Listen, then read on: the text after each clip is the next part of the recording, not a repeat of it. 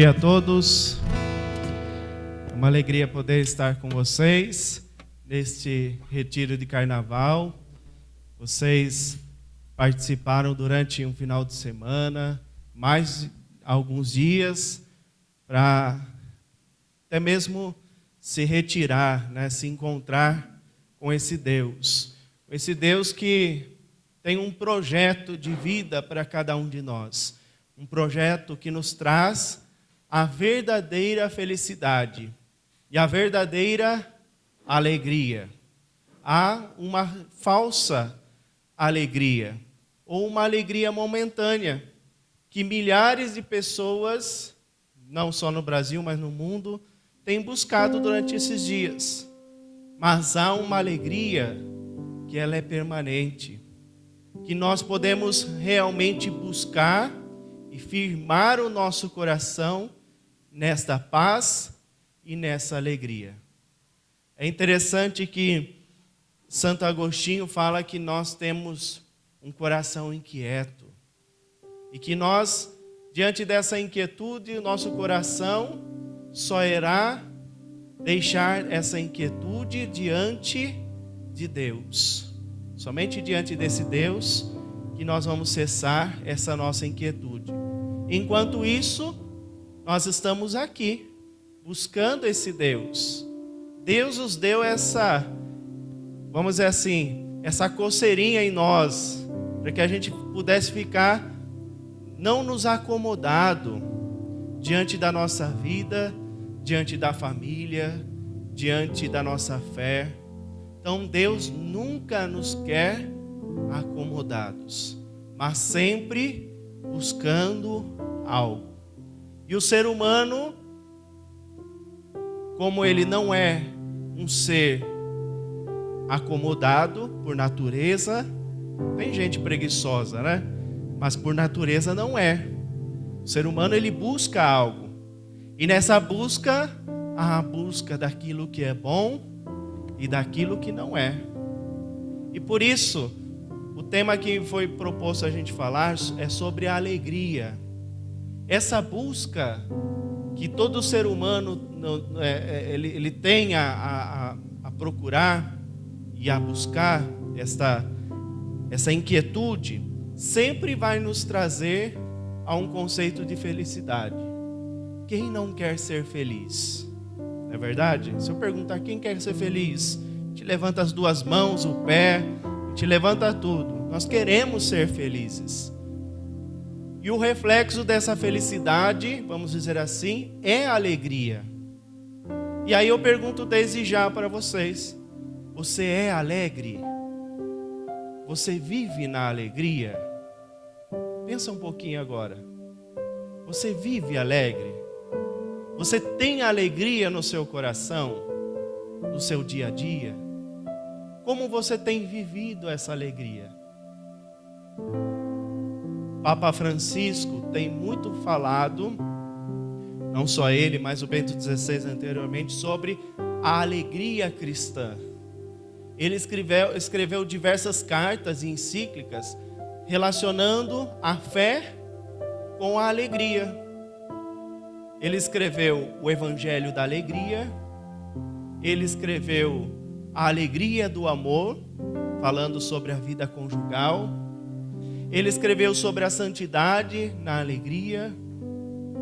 Então, em diversos momentos, em todas as suas cartas, o Papa Francisco tem falado sobre a alegria que brota da vida cristã.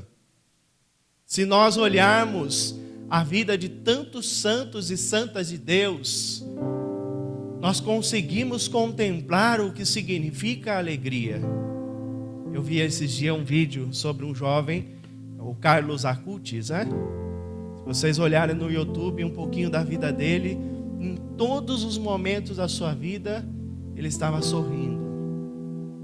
Se nós olharmos para alguns outros jovens, por exemplo, Chiara Luci Badano, é uma jovem italiana que sofreu uma enfermidade muito grave, e era interessante que os jovens focolarinos iam visitá-la no momento de enfermidade, E eles se encantavam com tamanha alegria daquela jovem.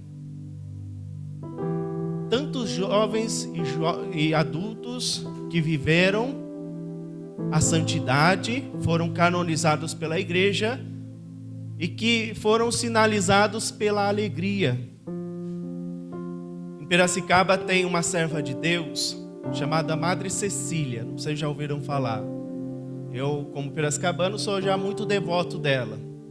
Madre Cecília era uma jovem em que tinha um desejo de ser religiosa, mas ela, como na época existiam aquelas questões de casamentos arranjados, o pai o obrigou ela a casar, e assim ela casou com um homem que era alcoólatra e teve 3 filhos, 2 homens e uma menina chamada Rosa, que era deficiente. Ela tinha sérios problemas mentais. E interessante que aquela mulher chamada Cecília, ou depois passou a Cecília como religiosa, mas Maria Antônia, ou Toninha, como todos chamavam ela não perdeu a alegria de viver em meio ao chamado em que havia cessado. O marido era alcoólatra e muitas vezes agia com agressividade, e ela perseverou em tudo isso, em meio às agressividades do marido, mas logo o marido faleceu e ela pôde servir mais à igreja, como ela sempre amava. Era catequista, ela vivia próxima à igreja dos frades, não sei se alguém conhece a igreja do Sagrado Coração de Jesus em Piracicaba, dos frades capuchinhos, e ela teve um desejo de servir a igreja de modo intenso. Ela passava, na época, de igreja em igreja, adorando o Santíssimo Sacramento na alegria. As pessoas se encantavam com o jeito dela conduzir a vida. Mesmo viúva com 3 filhos, levava a Rosa e os filhos para adorar de igreja em igreja o Santíssimo Sacramento. Caminhava muito tempo para chegar, por exemplo, da igreja dos frades, a catedral, a Bom Jesus e outras igrejas que existiam na época em Piracicaba. Uma mulher de fé, mas que não perdeu a alegria. E ela teve um desejo de criar uma congregação das pessoas que não tinham posse. Ela mesmo, de ser família simples, não tinha posse, por isso foi um dos fatos que ela não pôde viver a vida religiosa e teve que se casar. Foi a primeira congregação no Brasil, e talvez poucas no mundo, de uma congregação de irmãs que eram aquelas que não tinham posse. Porque na época, para ser religiosa, tinha que ter um dote, tinha que ter valor para que pudesse ingressar naquela ordem, naquela congregação.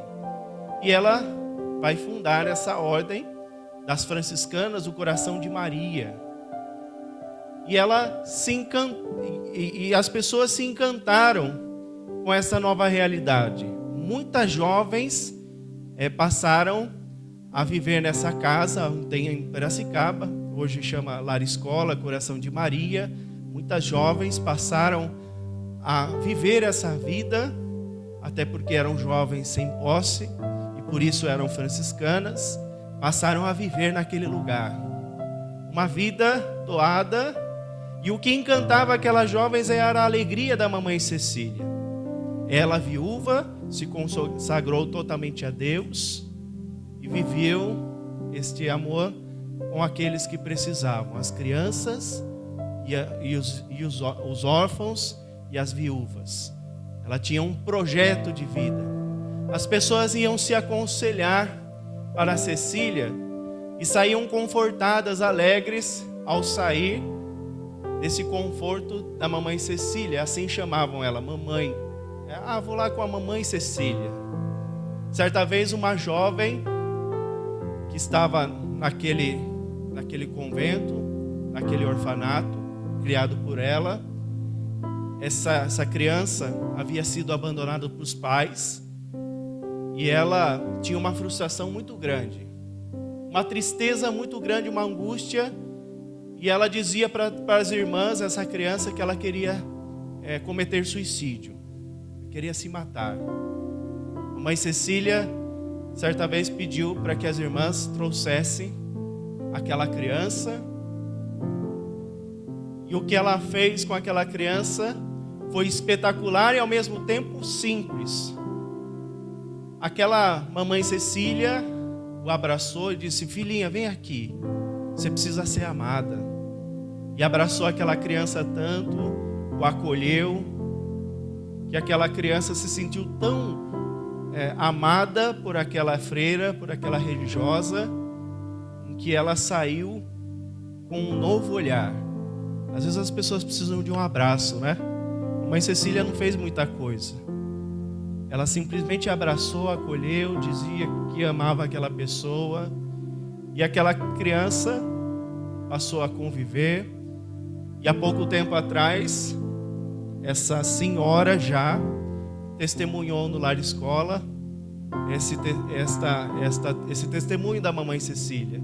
Já com 90 e poucos anos, ela disse: olha, eu estou aqui para testemunhar porque um dia esta mamãe me abraçou e me acolheu. Tem muitas pessoas que precisam do nosso abraço, precisam da nossa alegria. Se nós nos alegrarmos em Cristo Jesus, será que as pessoas vão encantar com as falsas alegrias por aí? Não é verdade? Precisamos nos alegrar. É a alegria que vem de Deus. E essa mulher, ela vivia em todo o tempo com as dificuldades da vida nessa alegria. E não parou por aí. Por mamãe Cecília ter uma filha deficiente, que gritava muito pelo convento, as irmãs que passaram para o governo geral, acharam por bem retirar a mamãe Cecília do convento e mandá-la para um chalé. A fundadora foi parar num chalé. E assim ela passou a cuidar da Rosa e dos filhos naquele chalé. E as pessoas iam com muita frequência buscar esse conforto da mamãe Cecília. E aí chegou um dia em que ela resolveu voltar, e disse: essa casa é minha, eu quero ficar nesse convento. E nos seus últimos dias ela morreu naquele lugar. Hoje existe conservado um espaço onde ela faleceu, e alguns pertences muito simples dela, uma cruz, uma imagem do Imaculado Coração de Maria, do Sagrado Coração de Jesus, uma mulher doada, mas que não perdeu a alegria diante dos desafios. As pessoas se encantavam, porque ela trouxe o entusiasmo de alguém que acolheu a fé em Cristo Jesus. E vem da palavra de Deus. E sobre essa alegria que nós queremos partilhar. Às vezes as pessoas dizem assim, principalmente quando a pessoa está triste: você precisa ficar alegre. Alegra. E às vezes a pessoa pode pensar, Nayara pode pensar: mas é fácil dizer ficar alegre e eu fico. Como que pode acontecer isso? Simplesmente pelo fato de eu dizer alegrai-vos. Como eu posso nos tornar alegres? A palavra de Deus vai nos orientar. A palavra de Deus nos orienta tanto que ela fala assim diversas vezes para nós possamos ficar alegres. Mas ela nos ensina o meio para que nós possamos viver essa alegria.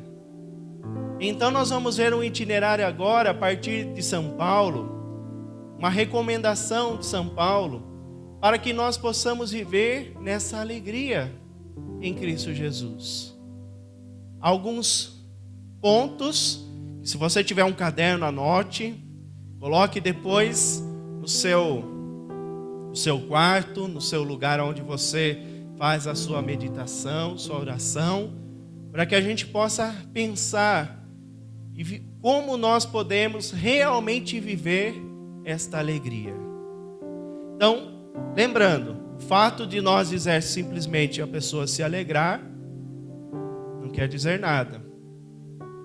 Por que muitas vezes nós deixamos a alegria de lado? Pelas situações que nos acontecem, sofrimentos, angústias, tribulações. As pessoas podem deixar a alegria. Porém, com esse exercício da palavra de Deus, não há como deixar-se angustiar. Quando o cristão, em meio aos sofrimentos, vive a sua fé, ele deixa sim a alegria, porque a alegria ela não é permanente. Eu posso estar triste em algum momento, porque é um sentimento humano, que faz parte da nossa vida. Nós não somos robô. A gente não tem como colocar um band-aid, porque a gente acha que a alegria é somente sorrir, né? Colocar uma fita aqui do outro lado, né? Não é assim. Então, para nós, a alegria é um estado de espírito interior. Quando o cristão é alegre e sofre, essa alegria se transforma em quê? Em sentimento de paz. Sentimento de paz.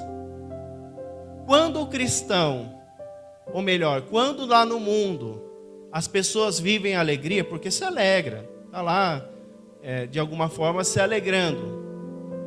Quando vem o sofrimento a essas pessoas, ela vai se transformar o quê? Em falta de esperança. Portanto, em desespero. Em desespero. Quer ver um momento, um lugar? A gente está falando de alegria, eu vou entrar um pouquinho em contradição, vamos dizer assim. Um lugar que a gente experimenta a fé da pessoa. Não é um lugar bom, é um velório. O velório a gente experimenta a fé da pessoa. Quando a pessoa tem fé diante daquela pessoa diante da pessoa querida que faleceu, ela não se desespera. Ela sofre, ela chora com certeza. Jesus também chorou pela perda do seu amigo Lázaro. Mas ela não se desespera.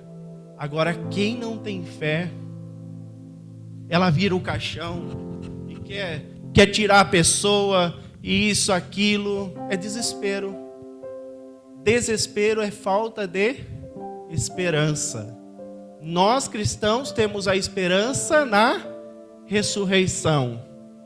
Portanto, o cristão não se desespera. Ele sempre espera no Senhor.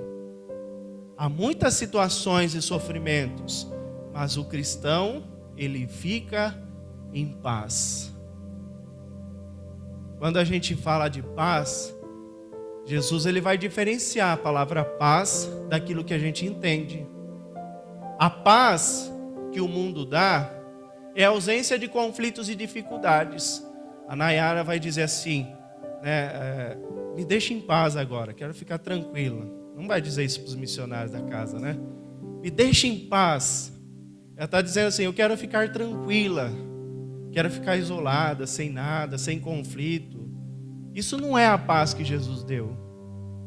A paz que Jesus dá é um estado de espírito interior, que em meio aos conflitos e dificuldades da minha vida, eu sou capaz de dizer, eu tenho a graça, eu tenho a benevolência desse Deus, e portanto, eu não me abalo. Então, isso é a paz que Jesus nos dá. Porque senão vamos pensar, Jesus não seria ícone da paz. Olha só, a paz de Jesus. A cruz, se Jesus é a paz, a cruz também não pode deixar de ser ícone da paz. Jesus se desesperou. Jesus pediu vingança daqueles que o fizeram, a crucificação? Não. Vamos pensar nas palavras de Jesus na Semana Santa, a gente medita, né? As palavras de Jesus na cruz. Pai, perdoa porque eles não sabem o que fazem. Pai, chegou a hora. Então, a paz não condiz com a ausência de conflitos e dificuldades. Sinto muito dizer. Porque enquanto nós estivermos nesse mundo, vamos ter tribulações. Vamos ter a nossa cruz. E aí? Então, nós vamos pensar nessa perspectiva da alegria, um sentimento que vem de Deus, como estado de espírito interior, que a alegria é dom, é graça de Deus. A alegria é graça. Então pegue lá a primeira carta aos Tessalonicenses, um dos primeiros livros escritos do Novo Testamento, a carta aos Tessalonicenses, capítulo 5. 1 Tessalonicenses. Belíssimo esse texto. A gente vai colocar como uma regra de vida para a felicidade e para a paz.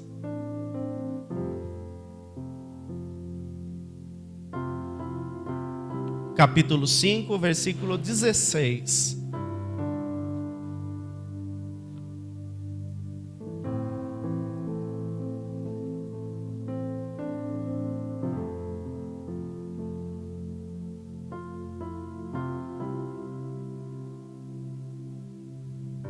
Aqui existem algumas recomendações de São Paulo, para que a gente possa realmente viver nessa alegria. São Paulo, se a gente imaginar, ele foi uma pessoa extremamente alegre.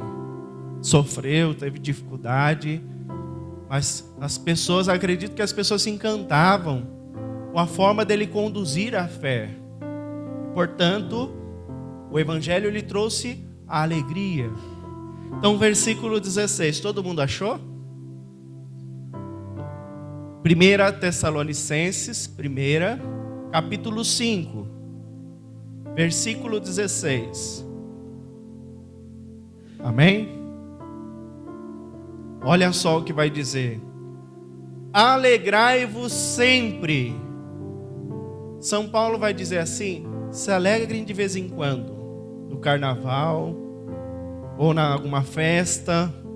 Alegrai-vos sempre. Sempre. Então, São Paulo também é um desses que fica falando para nós: se alegre. Mas ele vai mostrar o jeito com que nós possamos nos alegrar. Ele não simplesmente diz para nós vivermos na alegria. Ele vai nos dar algumas tarefas, alguns compromissos, para que a gente possa se alegrar sempre. Olha só, eu vou ler, depois a gente vai saborear tudo isso. Orai sem cessar, em tudo dai graças, porque esta é a vontade de Deus em Cristo Jesus a vosso respeito. Não apagueis o espírito, não desprezeis as profecias, mas examinai tudo e guardai conforme o que é bom. Afastai-vos de toda espécie de mal. Aqui já deu para a gente entender o que São Paulo quis dizer. Sim ou não? E agora a gente vai meditar tudo isso como ferramentas para que nós possamos alegrar-vos sempre. Primeiro, o que São Paulo está recomendando? Orai sem cessar. Então, alegrar-vos sempre é possível quando nós oramos sempre, continuamente. Orai sem cessar. O que é cessar? O que é cessar? Parar. Então, o convite de Deus a cada um de nós é não parar a nossa oração. As pessoas muitas vezes, e podemos nos apegar ao dizer que muitas vezes não temos tempo para rezar. Crie o seu tempo para oração. Crie o seu tempo para sua meditação. Os monges, eles são profissionais disso, vamos dizer assim. A comunidade Operários da Messe vive o carisma de São Bento. E acredito que isso nos ensine algo. Os monges criaram horários para rezar. De manhã, e assim também os padres herdaram da fonte beneditina para a oração da liturgia das horas. Tem horários para a gente rezar. Eles criaram momentos, e para eles é o sem cessar mesmo, porque eles não rezam somente uma vez no dia, eles rezam constantemente. E assim também a nossa vida tem que ser uma oração sem cessar. É preciso se programar. Quando você se apega a dizer que não tem tempo, você precisa criar o seu tempo. Crie um lugar para você rezar. É tão bom quando a gente tem um espaço. Eu tenho lá, próximo do meu quarto. Não no meu quarto, porque senão eu não consigo rezar, né? A gente vê aquela cama lá, né? O travesseiro. Será que é tão fácil rezar assim? Não, saia do seu quarto. Tem gente que consegue, eu não. Se eu começar a rezar o terço lá, deitado, né? Tem muita gente que consegue. Porque a cama é para quê? Para dormir. Para rezar, você precisa criar um lugar. Não precisa ser um lugar sofisticado. Faça a sua capelinha. Faça seu oratório, seu lugar de oração. Perceba as casas antigas, as casas coloniais. Eu vou muito para os sítios, né? E você vai naquelas casas antigas, existem os oratórios, o genuflexório, obrigado. O genuflexório, tem lugares para oração. As pessoas sabiam disso. Para rezar, você precisa criar o seu lugar. Na comunidade lá é mais fácil, né? Tem a Capela do Santíssimo, tem um lugar para rezar. Mas crie na sua casa também.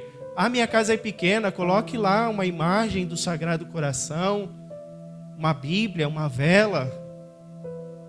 Crie esse lugar, para que você possa em todo momento orar sem cessar.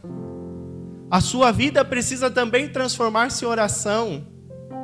Está lá lavando roupa, reze por alguém, lembra da oração, né? É rico isso.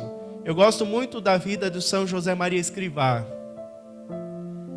Ele diz sobre um caminho de santidade um pouco diferente de que muitos compreendem. Enquanto muitos falam de que a santidade é o sair do cotidiano, do mundo, São José Maria Escrivá, ele diz que a santidade, ela é vivida a cada momento. Para a espiritualidade de São José Maria Escrivá, enquanto eu estou cozinhando, eu estou fazendo alguém santo e me santificando também. Quando eu faço com amor aquilo. Quando você queria dizer, nossa, todo dia eu tenho que cozinhar, e as pessoas só vêm aqui para comer, e é isso, é aquilo.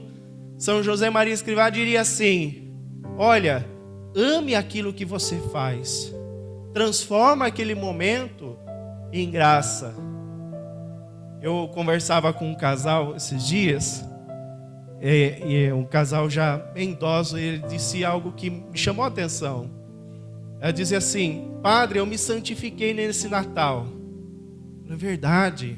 Olha, eu vivi uma santidade sem igual. Sabe por quê, padre? Porque eu cozinhei para os meus netos, para os meus filhos. Fiquei só na cozinha. Mas eu me santifiquei e santifiquei os outros, porque eu fiz o meu melhor. Olha só. Será que é a mentalidade de muitos por aí? Quando na verdade seria o sentimento do quê? De murmuração. Mas eu tenho que cozinhar aqui, tenho que ficar aqui, justo no Natal, justo nesse tempo. Tem que ficar aqui. Ela trouxe como um caminho de santificação. Então, orai sem cessar. Crie o seu lugar. Crie o seu momento. Faça da sua vida uma oração. Tem gente que não consegue rezar porque cai nas distrações. Não sei se acontece com vocês, né? Padre, eu não consigo rezar porque me distraio. É interessante que Santo Inácio de Loyola, ele diria assim: você não tem um botão liga e desliga. Sinto muito em dizer. Nós não temos um botão liga e desliga. Quando lhe vêm as distrações, peguem essas suas distrações. Acolha essas distrações para a sua vida. Você se distraiu por quê? Está pensando no seu filho? Está pensando na filha? Está pensando no marido, na esposa? Peguem essas pessoas e transformem em oração. Porque se lhe veio à sua mente, você precisa transformar isso. Quando na verdade a gente acha que a gente é um robô. Vou apagar aqui a tomadinha, aqui, tirar aqui. Agora não estou pensando em nada. Não existe isso. Precisamos transformar as nossas distrações. Isso Santo Inácio de Loyola diz. Peguem as distrações e transformem em contemplação. Contemple tudo isso. Então a oração edifica a nossa vida. Mas isso é só a primeira parte da gente, para que a gente possa o quê? Alegrar-vos sempre. Quem não tem um diálogo com Deus, não está próximo dele. Pense nos relatos em que as pessoas se alegravam na palavra de Deus. É sempre quando se encontram plenamente com esse Deus. Isabel, que encontra com a Virgem Maria, diz que ela se alegrou. Maria, no cântico, ela diz: o meu coração se alegra em Deus, meu Salvador, porque estava plena de Deus, toda cheia da graça. Pensem nas pessoas que encontraram com Jesus, o Mestre, saíram alegres por terem visto o Senhor. Olha só que beleza. É nesta proximidade em Cristo Jesus que nós podemos nos alegrar. E não tem como ser próximo dele senão por meio da oração. Esse é o primeiro. Mas tem outras recomendações. Qual é a próxima?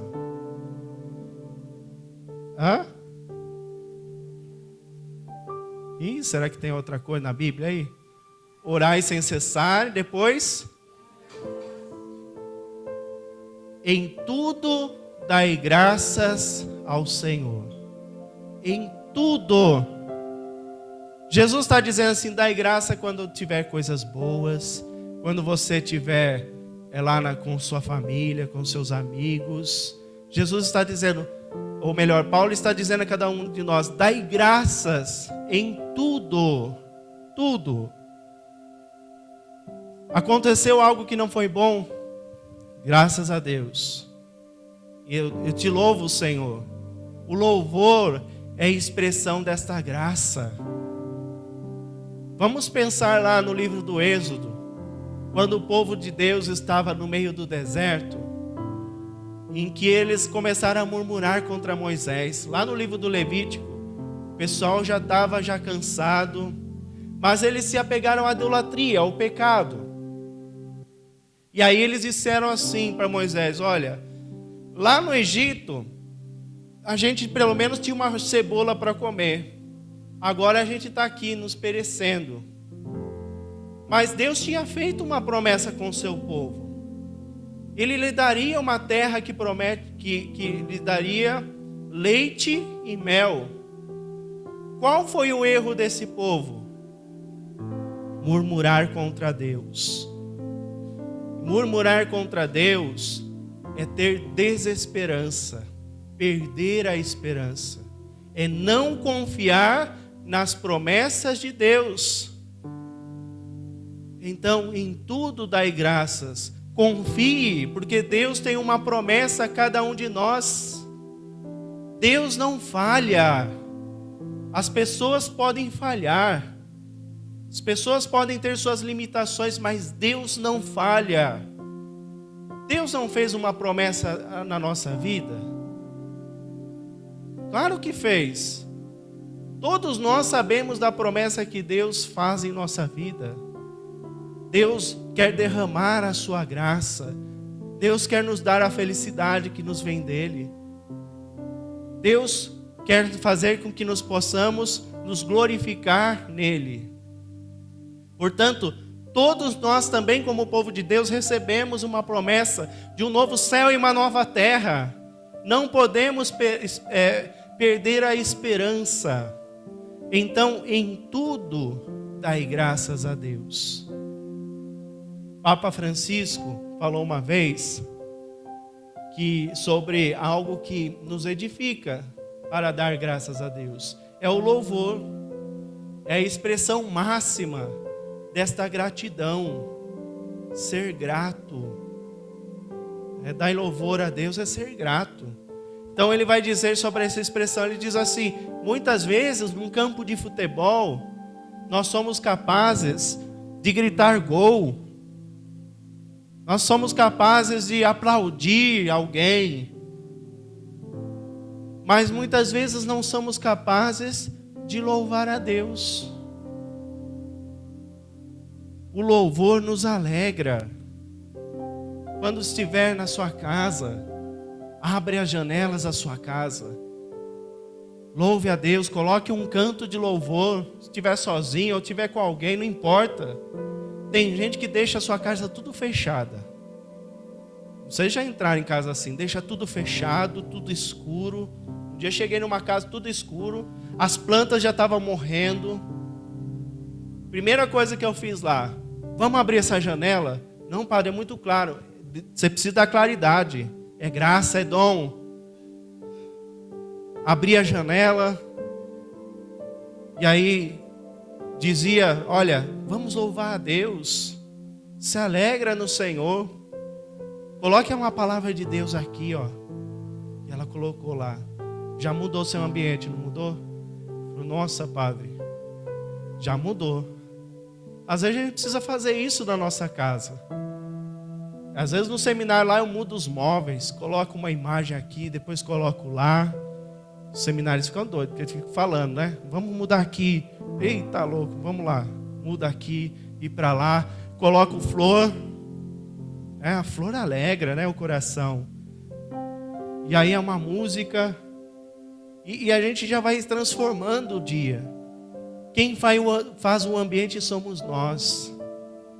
Há muitas pessoas que dizem que sua casa é um inferno, porque tornaram a partir dela um inferno. Não podemos dizer isso. Nossa palavra tem força. Vamos dizer que nossa casa é um céu. Mesmo que você tenha perdido a esperança de sê-lo, transforme a sua casa num céu. Traga aquilo que é bom. Traga aquilo que edifica. E o louvor é a expressão máxima desse dai graças em tudo a Deus. Então nós vimos duas situações para a vida na alegria. Primeiro, orai sem cessar. E depois, em tudo dai graças, porque esta é a vontade de Deus em Jesus Cristo, vosso respeito.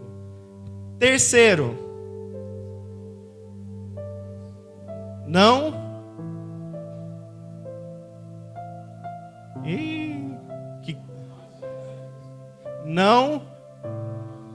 isso, tem tradição que está assim: não apagueis o Espírito. E outra está lá: não extingais o Espírito. Não é isso? Não apagueis, não extingais. Vamos com a palavra extinção. Aqui está apagar. Às vezes a gente faz campanha para não fazer extinção aos animais, né? E é bom, a gente sabe que a fauna, a flora é importante. Faz aquela campanha sobre as tartarugas, projeto Tamar, né? É isso. Para não, por aqueles animais que estão em extinção, para que ele não desapareça.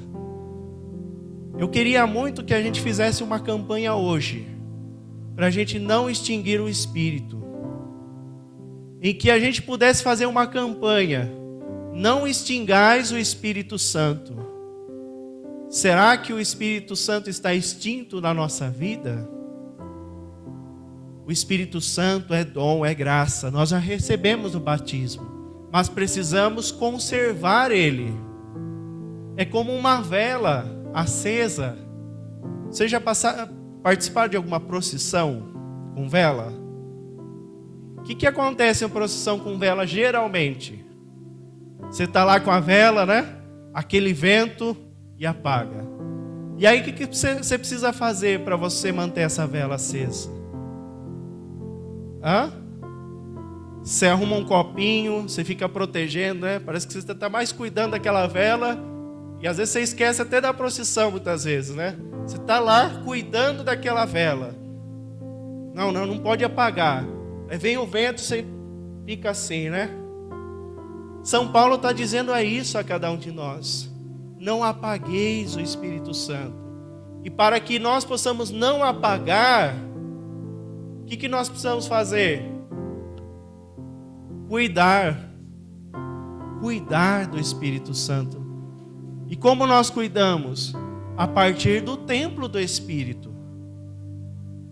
Interessante a leitura do domingo, dizia assim: nós somos santuários de Deus.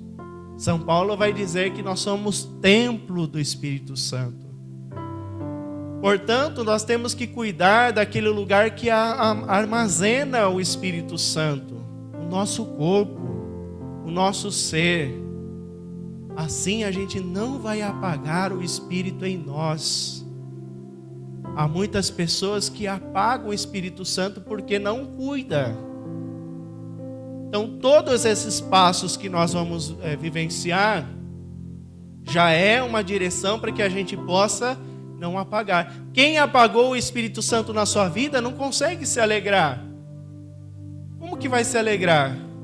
Está na escuridão?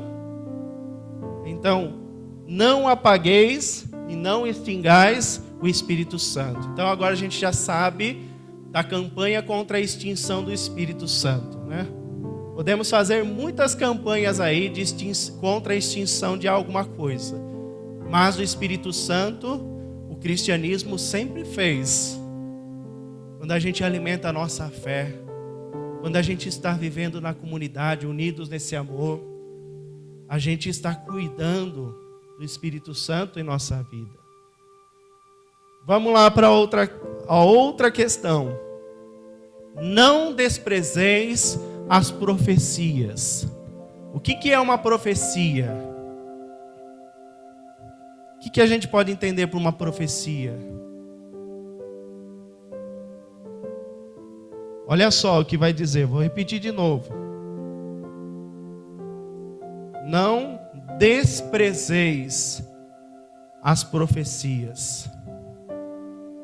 São Paulo, ele está dizendo sobre a profecia porque a profecia é uma revelação divina de algo que nos pode acontecer diante de uma situação.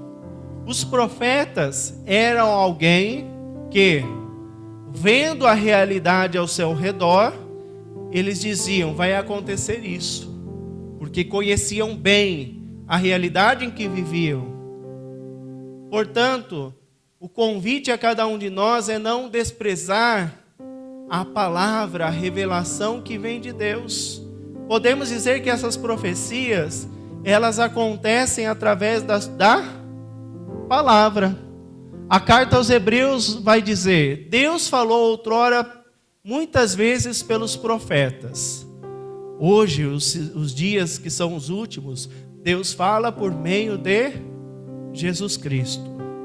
Então, não podemos desprezar. O que é desprezar? Deixar de lado a palavra de Deus em nossa vida, fonte da revelação de toda a profecia. Não existe profecia sem palavra, ou a partir da palavra de Deus. Quem profetizar algo contra a palavra de Deus, que não está na revelação, não é, portanto, palavra de Deus, é palavra humana. Portanto, não desprezeis a palavra de Deus. A palavra de Deus deve se tornar fonte. Nós podemos ler muitos livros, Mas se a gente não ler a palavra de Deus, ela vai se tornar em vão. Há muita gente lendo doutrina da igreja, muita coisa, e é bom, a gente precisa estudar, mas eu preciso ler a partir da palavra de Deus, porque senão doutrinas vai se tornar o quê? Um livro de lei, de norma, e não de vida. A palavra de Deus, diz já o salmista, ela é lâmpada para os meus pés e luz para meus caminhos. Luz para o meu caminho, lâmpada para os meus pés, me ilumina, me orienta. E portanto, não é possível se alegrar, viver sempre nessa alegria, senão por meio da palavra de Deus em nossa vida. Ficou claro? Sim? Então, palavra de Deus. Afastai-vos depois. Ou melhor, não desprezeis as profecias. E depois, mas examinai tudo e guardar o que for bom. Olha só, examinai tudo e guardai o que for bom. Na nossa vida, no nosso dia a dia, a gente precisa examinar as coisas. A gente vive uma sociedade do fake news, né? Por que acontece o fake news? Porque as pessoas não... Eu estou dando um exemplo, né? Porque as pessoas não examinam o conteúdo. E aí, por conta disso, eles pegam e propagam algo que não é bom. Não examinaram. A nossa vida precisa ser um examinar. As nossas atitudes, antes da gente viver e fazer algo, precisamos examinar.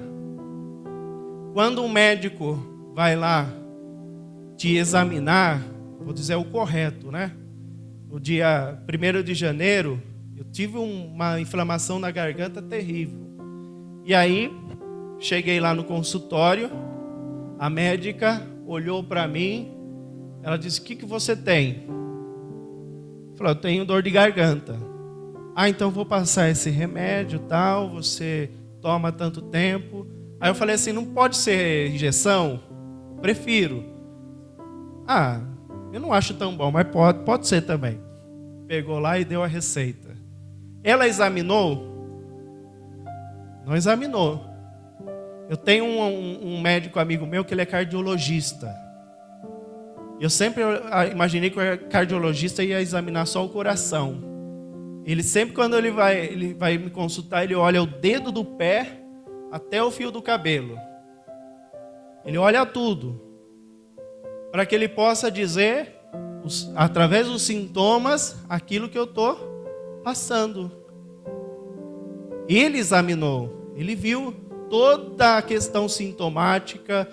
Até diz assim: olha, padre, nossa, está com dificuldade no pé aqui, né? Você não consegue virar o pé direito, que sofreu um acidente uma vez, né?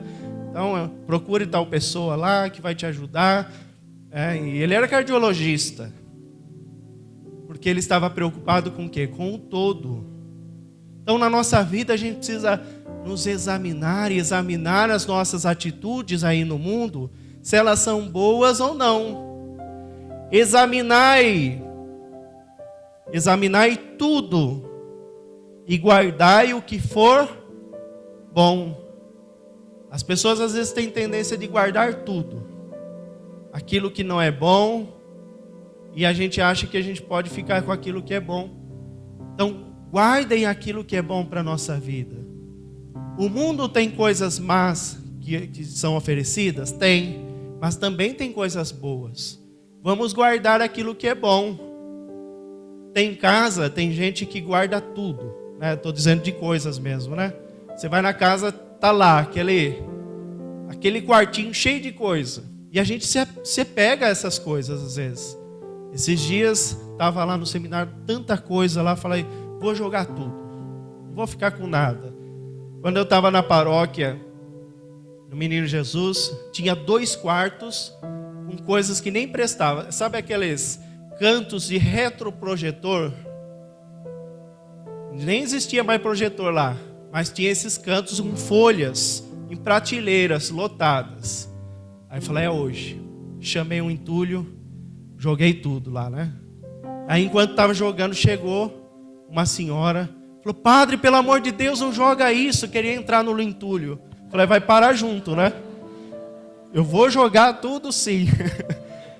Se você ficar marcando aí, o entulho vai levar você.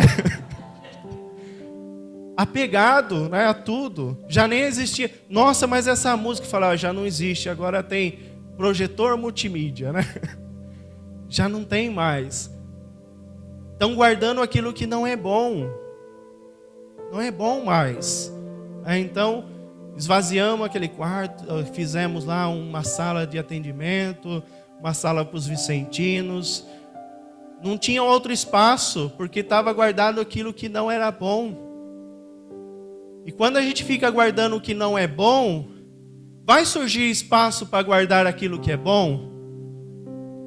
Não vai. Um corpo não pode ocupar, né, duas coisas em um corpo só. Não tem como. Não é possível. Então, por isso ele vai dizer: examinai tudo. Quando eu fui lá, examinei. Claro que tem coisas que poderiam ser boas, e tinha coisas boas lá naquele espaço. Peguei aquilo que era bom e joguei a maioria das coisas, porque não era bom. Na nossa vida é assim. Se também na sua casa está assim também, faça isso. Faça uma faxina geral. A gente precisa transformar em tudo na nossa vida, no sentido espiritual, na nossa casa, no nosso dia a dia. Em tudo, a gente precisa guardar aquilo que é bom. Sentimentos de ódio, raiva, rancor, falta de perdão. Quantas coisas guardadas. Vamos pedir para a gente retirar tudo isso? Não vamos sair desse lugar sem isso? Suplique a Deus. Não guarde aquilo que não é bom. Você tem não vivido a alegria porque você tem guardado tantas coisas. E aí você se pega lá triste, porque guardou o que não foi bom. Olha a sabedoria de São Paulo, como recomendação para a alegria. Olha só depois, não acabou ainda, vocês acham que acabou? Afastai-vos de toda espécie de mal. Tem muitas coisas más aí travestido de bom. Afastai-vos de toda espécie de mal. Ele está dizendo que tem espécies, tem coisas ali qualificadas de mal. Como eu vou discernir aquilo que é bom, aquilo que é mal? As orientações de São Paulo já nos disseram. Quem não despreza as profecias? Quem ora sem cessar? Quem afastou, examinou tudo, não consegue viver aquilo que é mal. Portanto, São Paulo vai concluir aquilo que nós já fomos exercitando. Então vamos lá, pensar. Primeiro, orai sem cessar. Segundo, em tudo dai graças. Terceiro, não apagueis o espírito. Quarto, não desprezeis as profecias. Quinto, examinai tudo e guardai o que for. Afastai-vos de toda espécie de mal. Sexto, e a gente junta com alegrai-vos, o sétimo, né? Alegrai-vos. Eu só consigo alegrar se eu vivo toda essa dimensão que São Paulo vai me trazer. Vejam, o 7 é o número da perfeição. Nós só conseguimos alegrar-vos bem se nós estarmos nesse caminho. Falei algo que era novo? Não falei. A gente sabe que a gente tem que orar, que a gente tem que viver a palavra, que a gente tem que se afastar do mal. O padre não falou nada de novidade. Olha, às vezes a gente quer procurar novidade naquilo que não existe. Tudo aquilo que a palavra já nos disse e orienta, tem que ser a cada dia uma novidade para nós. Então, todo dia exercita isso. Todo dia você tem que viver a novidade de orar, de meditar a palavra. Nossa, é riquíssimo quando a gente acompanha a liturgia diária. Cada dia uma palavra nova. Cada dia Deus tem algo a me falar. Tem gente que quer meditar a palavra de Deus para o outro. Ah, se o fulano tivesse aqui, se ele ouvisse esse evangelho, não é assim?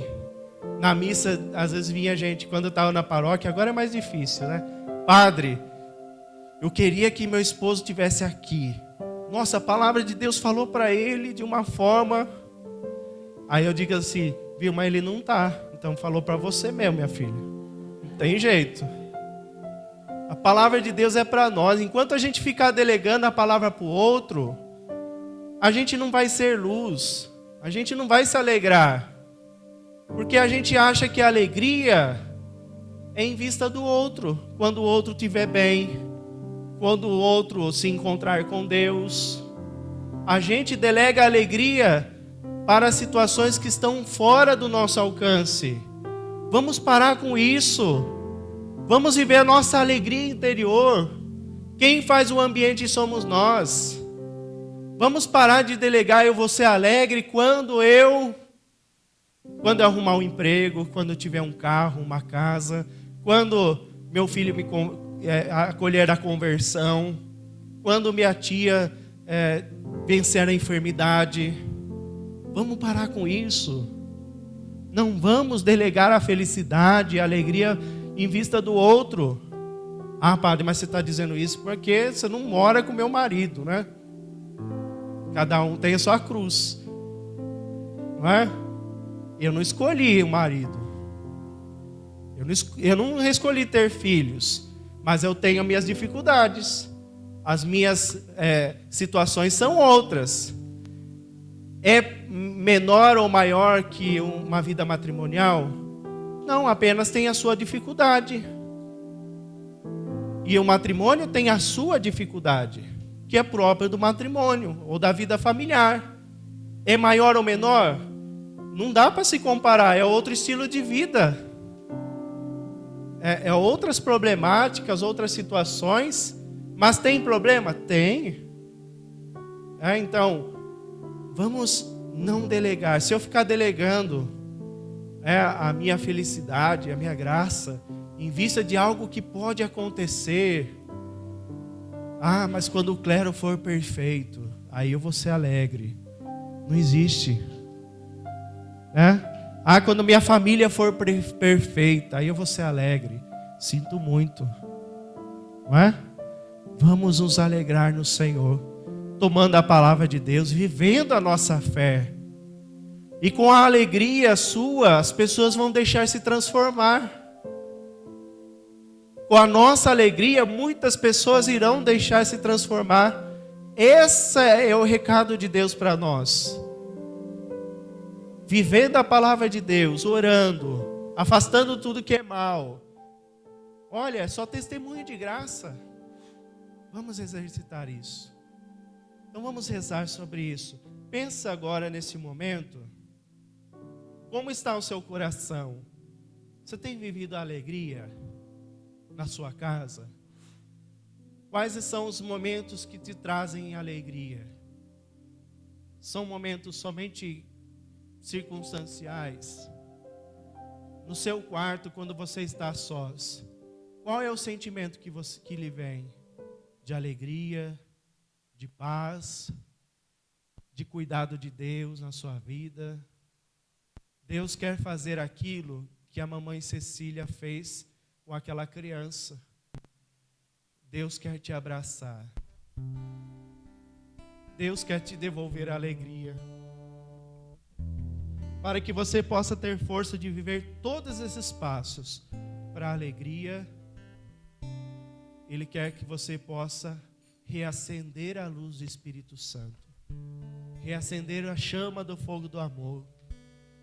Ele quer fazer isso com você agora. Que você possa sentir essa chama da fé, essa chama do amor. E devolver-lhe a alegria na sua família, na sua casa. Devolver a alegria de estar na sua casa. Quando muitas vezes você quis fugir da sua casa. Devolver a alegria no seu trabalho. Quando diante das situações você não consegue nem se alegrar-se com as situações boas que têm te acontecido. Deus quer alegrar-se você é chamado a ser sinal da alegria no seu trabalho, na sua vida religiosa. Deus quer devolver a alegria a você, para que você venha da palavra de Deus. E sobre essa alegria que nós queremos partilhar. Às vezes as pessoas dizem assim, principalmente quando a